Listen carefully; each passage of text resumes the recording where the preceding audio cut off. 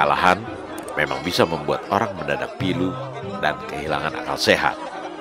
Apapun dikatakan, sekedar untuk menghibur diri bahwa kekalahan yang dialami disebabkan kecurangan orang lain, bahkan jika perkataan itu tidak masuk akal sekalipun.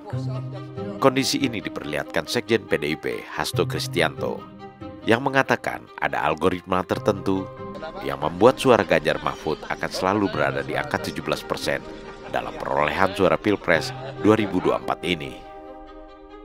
Para pakar IT yang menemukan persoalan yang sangat fundamental, misalnya dimasukkannya suatu JSON script, suatu algoritma untuk ngelok agar perolehan Pak Ganjar Mahfud itu hanya maksimum 17%. Kemudian juga suatu program untuk mengunci autentifikasi terhadap multifaktor yang seharusnya tidak sembarangan orang bisa mengupload C1.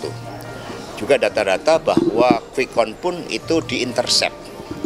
Nah, sehingga dari kejadian-kejadian seperti itu kami dalami, dan ini memerlukan suatu audit forensik serta audit meta C1. Bagaimana bisa algoritma menahan suara Ganjar Mahfud hanya 17%? Yang dimaksud Hasto adalah berapapun hasil suara yang diinput ke data perhitungan suara, maka hasil perolehan suara Ganjar Mahfud disetting sedemikian rupa sehingga hanya akan berada di kisaran 17%. Pernyataan Hasto ini bukan hanya tidak masuk akal, tapi juga mencerminkan pernyataan orang putus asa dan tidak siap menerima kekalahan. Sekedar informasi saja, ada hampir 10 lembaga survei yang kesemuanya terdaftar dalam Persepi mengeluarkan hasil quick count mereka. Hasilnya, semuanya menempatkan Ganjar Mahfud dalam urutan nomor 3 perolehan suara Pilpres, yakni di kisaran 17%. Di antara 10 lembaga survei itu, ada 2 atau 3 lembaga survei yang memang berpihak pada kubu 01 dan 03. Misalnya, Carta Politika milik Yunarto Wijaya yang telah deklar sebagai bagian dari kubu 03, yakni pasangan Ganjar Mahfud. Sedangkan di kubu 01 ada lembaga survei Kedai Kopi yang dipimpin Henry Satrio. Semua lembaga survei tersebut, termasuk Carta Politika dan Kedai Kopi, merilis hasil perhitungan suara cepat masing-masing dan disiarkan langsung oleh media massa maupun media sosial.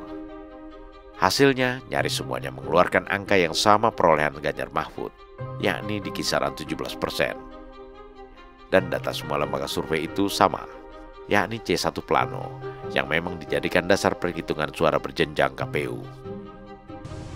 Tidak pernah kemudian, katakanlah ya, mematok suara si A, si B, dan seterusnya, partai ini, partai itu, sekian, sejak awal itu nggak ada. Karena pemungutan suaranya kan bersifat langsung. Langsungnya artinya yang menentukan perolehan suara adalah suaranya pemilih. Berapa jumlah pemilih yang hadir saja kan KPU tidak bisa mengontrol. KPU juga tidak bisa menentukan berapa sih pemilih, katakanlah dari DPT, dari DPTB atau DPK di dalam negeri. Itu berapa yang akan hadir juga KPU nggak bisa memprediksi, nggak bisa mengontrol. Apalagi kemudian mengontrol perolehan suara, mengontrol dalam arti sudah mematok, sudah menentukan sejak awal pasangan calon nomor 1 sekian, nomor 2 sekian, nomor 3 sekian. Perolehan suara baik berupa suara maupun kalau dikonversi jadi persentase, itu adalah semuanya berasal dari penghitungan suara secara berjenjang dari TPS. Jadi agak keblinger pernyataan Hasto ini, karena kalau dianggap benar, maka semua lembaga survei melakukan kesalahan dan tidak sanggup melawan algoritma yang dikatakan Hasto. Omongan Hasto seperti omongan warung kopi yang untuk membayangkannya saja sulit terjadi. Sejatinya, pernyataan Hasto sangat menurunkan derajat intelektualitas PDIP. Bagaimana mungkin seorang dengan jabatan cukup tinggi, yakni sekjen partai, dapat berbicara seperti itu? Kalaupun ada orang awam bicara soal ada algoritma yang direkayasa agar suara Ganjar hanya 17%, mungkin masih bisa diterima, karena omongan semacam itu adalah omongan di warung kopi yang tidak perlu pembuktian.